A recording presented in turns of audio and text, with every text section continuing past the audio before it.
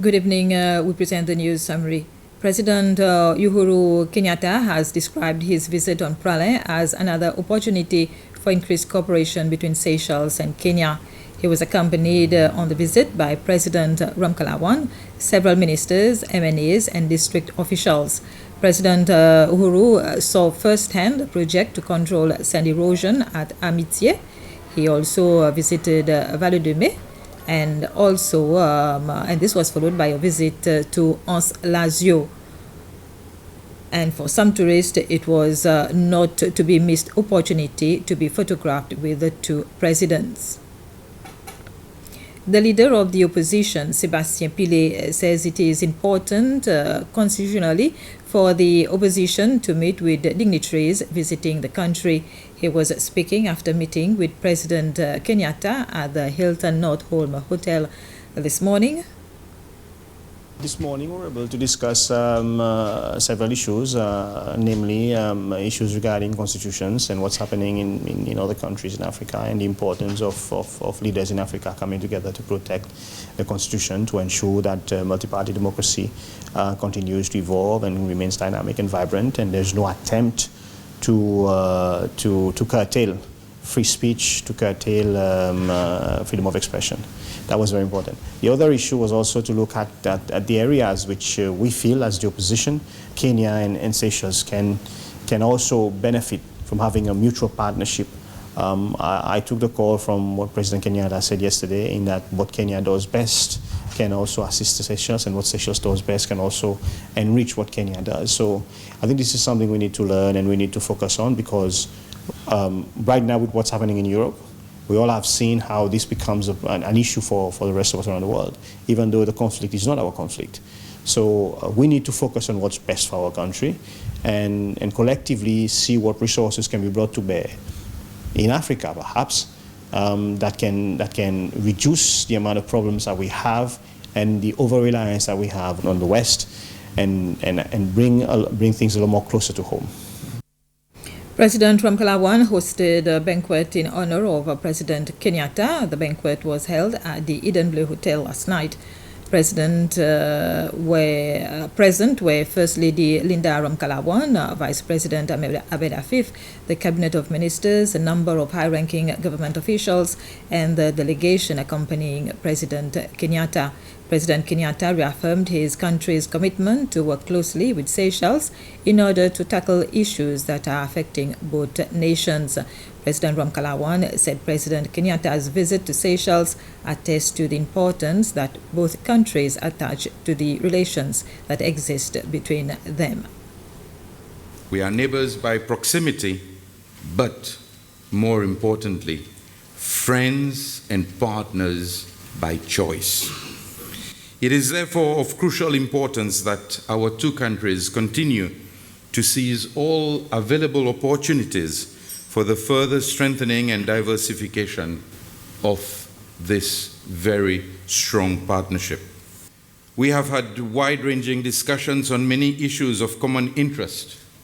We have had frank discussions on where we are in our bilateral relations, and we have also looked at the way forward. We were able to shed light on the areas where our bilateral and regional engagements could be further consolidated in various sectors for the benefit of our two peoples. And after a 3-day visit, President Kenyatta leaves the country tonight. The Minister for Internal Affairs says the decision to disband the Anti-Narcotics Bureau was justified, as it was essential to put an end to some questionable practices in the Bureau. He said some officers were involved in activities that were not compatible with their official duties. Minister Fonseca was answering a PNQ brought by the leader of the opposition in the National Assembly today. He said that since the beginning of June, some ANB officers have started training at the police academy, whilst others are waiting for their turn to attend classes. A few have opted to find other jobs. The Minister for Youth, Sports and Family Affairs has said that staff members at the President's Village need additional skills and knowledge to handle the diverse behavioral challenges of children living there. Minister Marie-Céline Diallo was answering a question in the National Assembly this morning. The MNA of Port-Glo, Egbert Aglaé, asked Minister Marie-Céline Diallo about reform being carried out at the President's Village. In her response, the minister said that job descriptions for new employees have been revised and a provisional psychologist has been employed to replace the post of counsellor at the facility, which is being managed by the National Council for Children, NCC. This is in order to effectively address mental, emotional and psychological issues of these children. Minister Diallo also remarked on changes to the security level at the facility, stating that it has been reinforced with an additional security officer to both the day and the night shifts. Additional reform at the President's Village, the residential facility for children who are at risk and in need of a home, consists of job placement for the elder children as part of different skill development programs aimed at preparing them to join the world of work.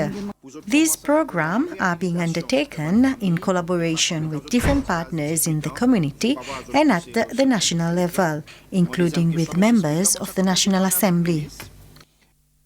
Students who meet all criteria for the upcoming IGCSE exams in October and November will sit the exams for free, as has been the case since 2017. The Ministry of Education has clarified the subject of payment for IGCSE exams after concerns were raised in a letter sent to parents of a Plaisance Secondary School students by the school. In the letter, they were informed about the exam fees, but nothing about students who meet all the criteria, giving the impression that all students had to pay for the exams. And 9 Seychellois French teachers from different schools have been chosen for a professional development session in France. They received their certificates this morning in a ceremony organized by the French Embassy in partnership with the Ministry of Education. They are expected to leave the country by the end of this month. This was the news summary. Thank you for your attention.